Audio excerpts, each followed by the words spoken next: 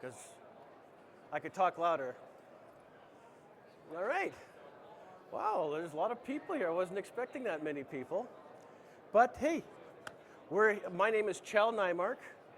I'm the Certification and Training Manager for the National Wood Flooring Association, or the NWFA. You might have heard of us. I'm going to talk a little bit about some kind of misconceptions and some issues that happen with engineered flooring products. There's been a bit of a misconception when it comes to engineered products. First of all, why did we start producing engineered products? Does anyone know the answer to that?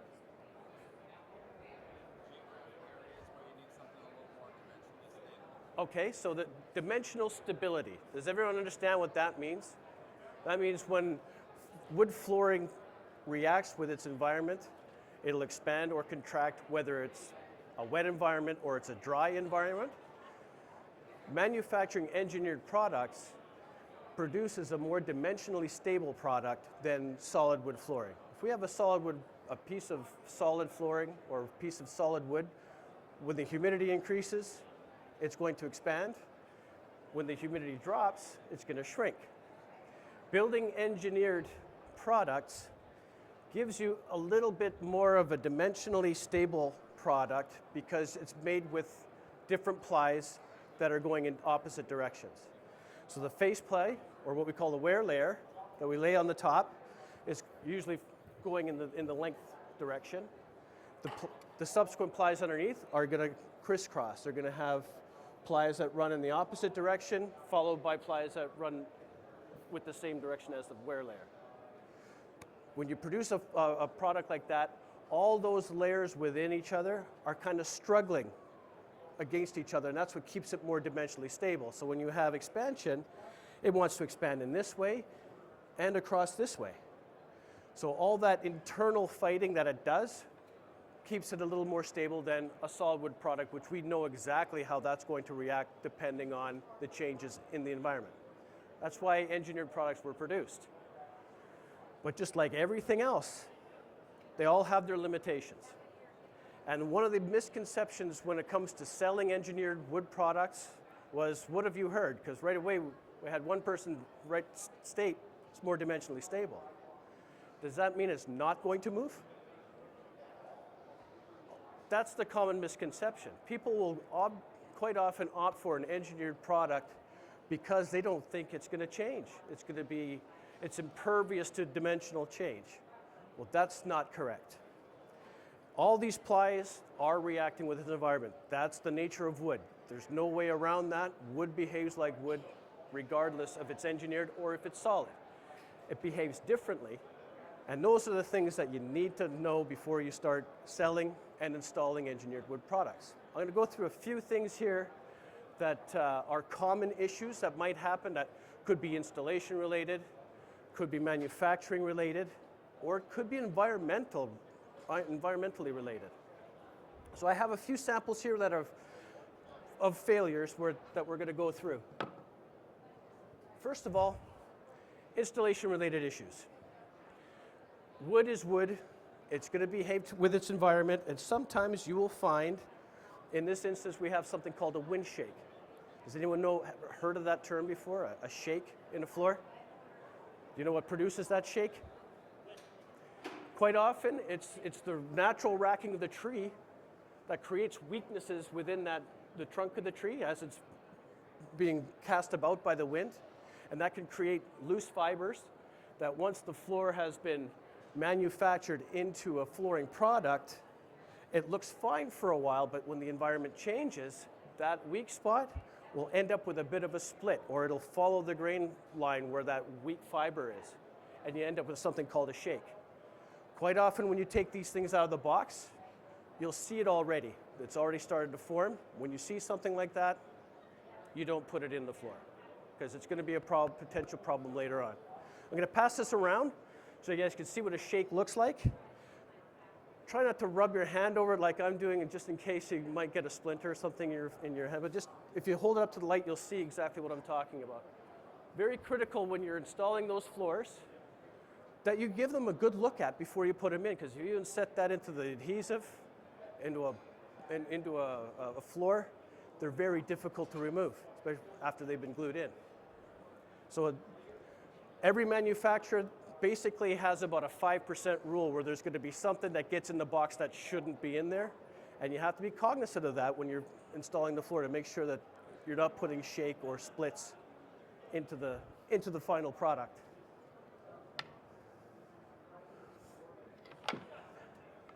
So again, there's some other samples of shake and splits. Typically, you won't see those right off the bat. Sometimes they'll go in, and when the environment changes, when it starts to dry out, that's when those will pop up. And those are replacements. That's the only way to fix that.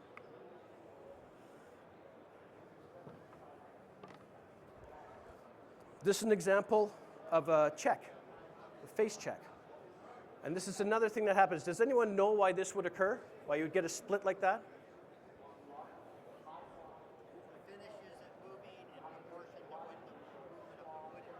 Okay, so the answer that he gave was the finish isn't moving at the same rate as the product underneath or the wood underneath. And that can cause splits in the finish. Typically, when you have a pre-finished product, it's going to be it's going to have some kind of a metallic element to it to give it its hardness. They're usually a urethane-based finish that has aluminum oxide or ceramic or some kind of an element to give it its hardness. So what it does is it produces a very brittle finish. So quite often when the material underneath is expanding or contracting, the finish on top will not expand and contract at the same rate, so you end up with finish splits or finish checks. This particular check is actually in the wood. So the wood itself has split. And that'll happen when you install a floor and again the environment dries out, or you put this into a dry environment, that any weaknesses that are in that board, that's where it's going to give. That's where it's going to split. So this is an example of a check. And you can see that quite often when you're installing. If you can see that one's starting to form already, best not to put that board in. I'm going to pass this around too.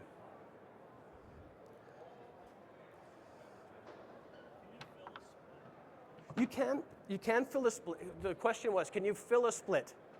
And yes, you can to a degree. Something like that, if you fill that split and it goes through another seasonal change, it might form again or the filler will pop out.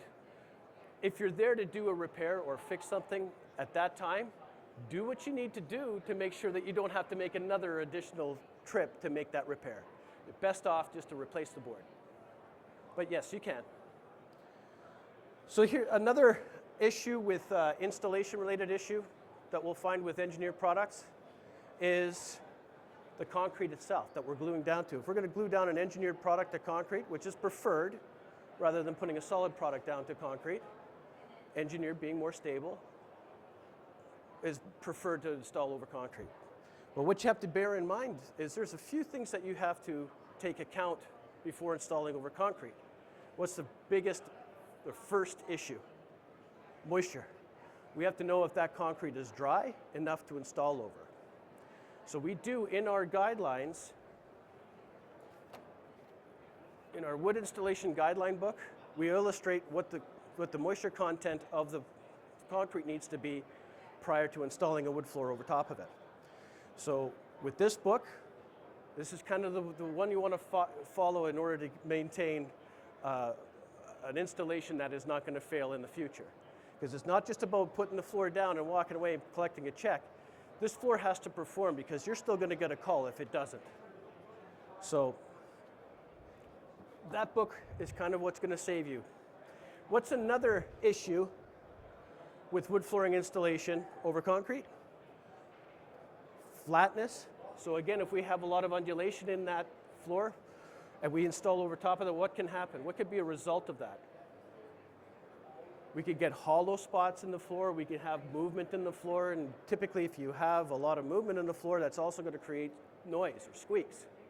So flatness is another thing that we have to check. And again, the tolerances for what the flatness needs to be is in our installation guidelines.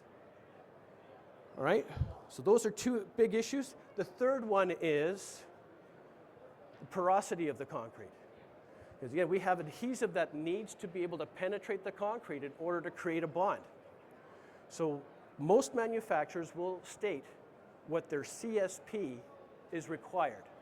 So a CSP is the concrete surface profile. In other words, how rough the surface is.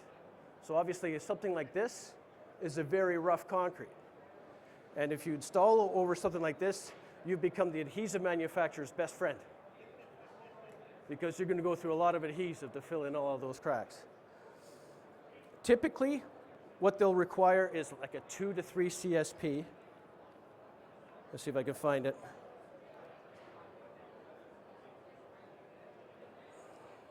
So there's a 5. So 2 to 3 is typically what they would prefer. Now what you will notice is a lot of underlayments seem to produce a smoother finish than what you see here with a CSP of 2 or 3. But those are formulated so that they are porous enough for adhesive to stick into it. But the most important thing with that element is if you are using an underlayment to fill in some low spots, that it is compatible with the adhesive that you're going to use. So the two have to be in sync in order for you to know that there's enough porosity there for the adhesive to adhere. So that's a key element. And what can happen if you disregard that and you lay over a concrete that's too smooth is you get something like this. Now this has been removed from a concrete subfloor. And you can tell that there is absolutely no concrete left on the backside of this adhesive. It just popped right off. And that's not what we want when we're installing over concrete. We want it to stick. So if there is a sealer that's applied over top that doesn't allow the porosity for the adhesive to sink into it, or if it's just really slicked out smooth finish, probably not suitable. You probably have to do something to rough it up. And there's different ways you can do that. You can either grind it, you could shot blast, or scaling. There's all kinds of different methods that you can use to rough up the concrete so you get the porosity. So I can just pass that around if you want to take a look.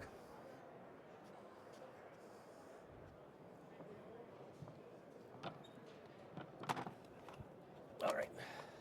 So I'm going to get into another thing that's often misrepresented. Quite often, the worst case scenario when you're installing an engineered wood floor and the environment changes to get into a dry, typically it's more of a drier environment that they don't tolerate as well as a wetter environment. But what often happens is it starts to separate through the plies. Either the face layer separates from the core or the core plies themselves separate. And why that happens is, as I told you before, with engineered products, you're going to have that inner fighting within each piece. So the face layer is going to want to expand in that direction. The plies underneath are going to expand in this direction. And if you have a wear surface that is of a very, I would say, a strong species, like a maple or a hickory or oak even, the face ply, if it's a thick ply, is going to have more strength than the softwood cord that it's adhered to.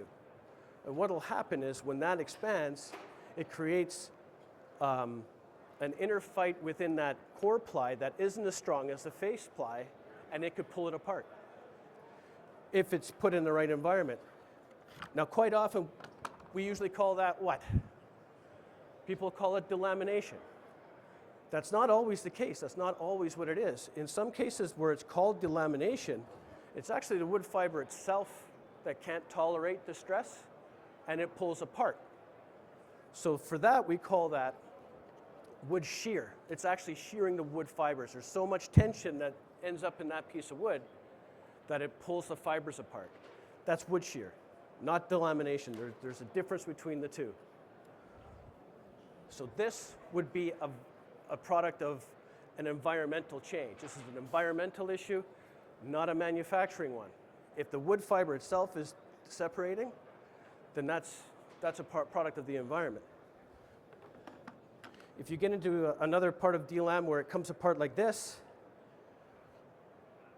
that's obviously not going to be an environmental issue because there is no transfer of any wood fiber on the wear layer or any traces of the wear layer on the surface of the adhesive. So this has been a clean separation. It's a glue line separation. That would be a manufacturing issue. And this can happen.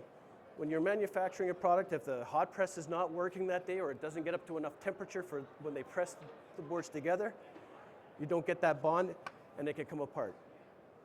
Quite often you'll see this already during installation, and when that happens, you want to stop installation. Because it doesn't just happen to one or two boards.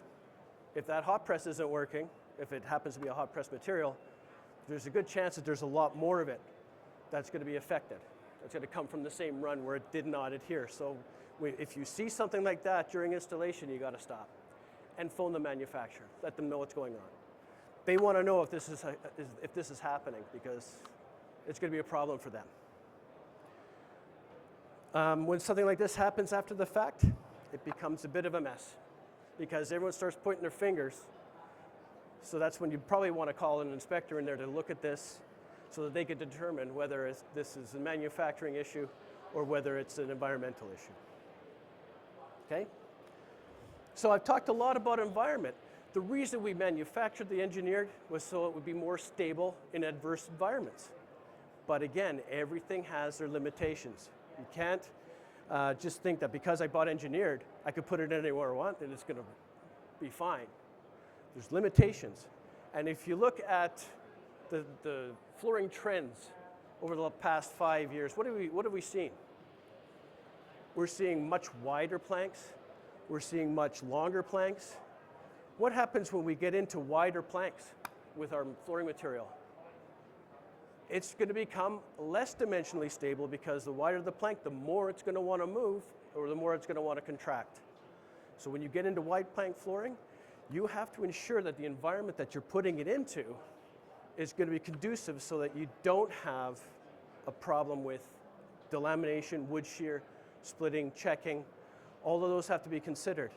So the environment becomes a real important issue, even with engineered. So how do you safeguard yourself as an installer? You got to invest in tools. And we all like to buy tools, don't we? How many of you own a moisture meter? That's excellent. It's getting to be more, if I were to ask that same question 10, 12 years ago, I'd see like 3 or 4 hands come up. But it's becoming an issue for everyone in the flooring installing industry. So there's a lot of varieties. And I'm often asked, which one is the best one to get? And there's a simple answer to that: all of them. You need, if you're going to be in the wood flooring industry as an installer, you need to be able to take different types of tests. So a topical moisture meter, like this one here, can we use that to determine moisture content in an engineered floor? We can get a baseline using it. It's not going to be a quantitative test, it'll be a qualitative test, just to find out if they're consistent from one to the next.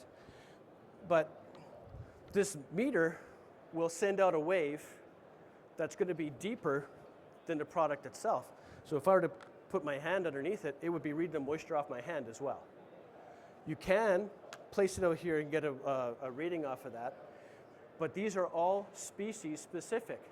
So if I got a piece of maple flooring and I put this on and set it to maple, it's going to give me a reading for maple. However, the core is made up of something entirely different.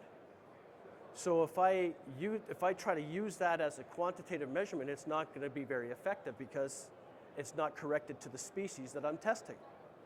So these are great initial tools to use, but you're not going to get an accurate account of what the moisture content is going to be in that piece of wood. So for that, you typically want to use a pin meter with small pins. That'll give you a reading of just that top surface. We want to know what that is. So when we're looking, our initial test, when we're looking to see if this is balanced construction, the first thing we want to see is it flat? Because if it's bowed up this way or bowed that way, that's telling you that it might be out of balance. If it's difficult to install because you got to force it down to push it together, that's telling you that something's not quite right here. So that's your first indication, is when it comes out of the box, is it skied or is it bowed? That's going to tell you that there might be a bit of a moisture imbalance. If you test the top and it comes to your target for the area that you live in, which is going to vary from region to region, then you know that you're good to go. And document that. That's another thing that installers will do, but they forget to document their information. It's just as important to document that information as it is to do the test. Because if there is a failure down the road and an inspector needs to get that information, you better have it, because they said, well, I did all the testing and it was good to go, but I can't remember what the numbers are. That's going in the report, just the way you said it. So it doesn't really give you a lot to go on. So anytime you do a moisture test, make sure that you document it. Another thing to consider is flooring temperature. Do we install over radiant heat? Quite often it's preferred to use engineered product over radiant heat because it's more dimensionally stable. But we do need to know what the surface temperature is going to be during usage and before installation. It's got to be on, moisture's got to be out, but it can't get too hot.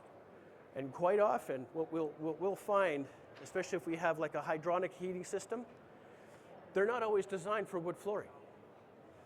Quite often you'll run into systems where when a plumber is putting down their tubing for their radiant heating systems, they're not regarding the floor covering that's going on top. They don't care if it's tile, they don't care if it's carpet, they don't care if it's wood.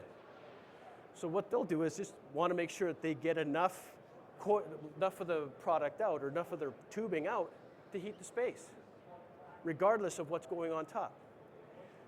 But for our instance, that wood flooring becomes a heating element for the room.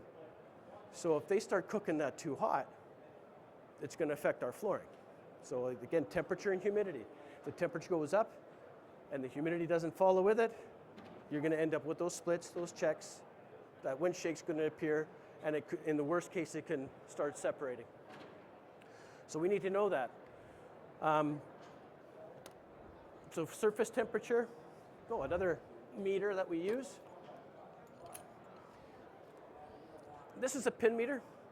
Now, typically, with insulated pins, for installation purposes, I don't know if it's really necessary to have this, but for inspectors, we definitely do need to have this, just to see if there's any moisture imbalance within the product. That's really what the best use for this particular.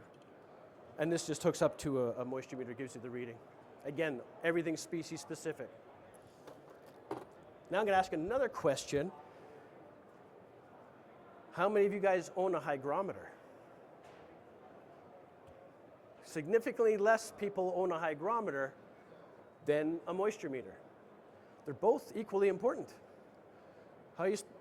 For one thing, if you're looking for a target for moisture content in the room that you're installing in, how do you know what the environment is?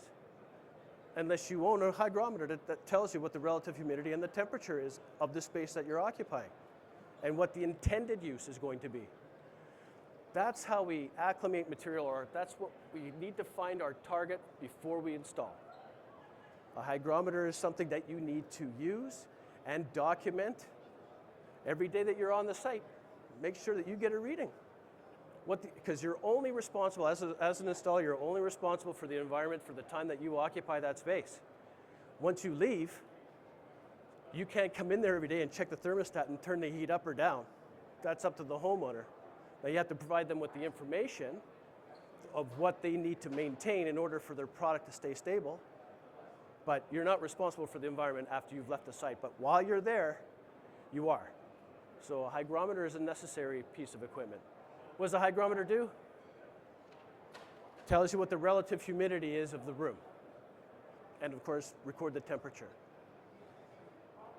So, I'm going to leave that up to questions. Is there any questions, or anybody have any comments, or anybody have any issues with floors that they've installed? Very good. Very good question. So the question was, how do you document that? Did you want to answer? Okay. I take a picture of it, measure the time, the temperature, I take a picture of the meter, and then I back up and take a picture. So you get that? Several places, not just one. Very good. So the answer there, in case you guys didn't hear that, is when you document, you could write it right down on the subfloor where you're doing the testing, and you take a photograph of it with your phone. And you can email that right back to yourself, and that goes into the file with the rest of your, it's very simple to do. You're there, you might as well document it. All it is a photo these days.